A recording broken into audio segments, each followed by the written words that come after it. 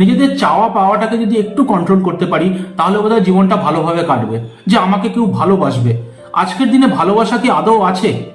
ভালো করে দেখুন, শুধুমাত্র কয়েকজন, আপনার কাছের খুব লিমিটেড কয়েকজন মানুষই হয়তো আপনাকে ভালোবাসে।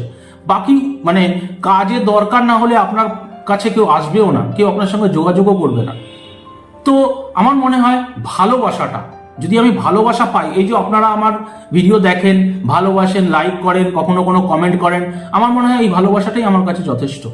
শান্তি, হ্যাঁ আমি ঘরে বসে আছি, আমার বউ ভিডিও করে দেয়, চুপ করে ফোনটা ধরে এরকম করে দাঁড়িয়ে থাকে, এটাই হচ্ছে আমার শান্তি।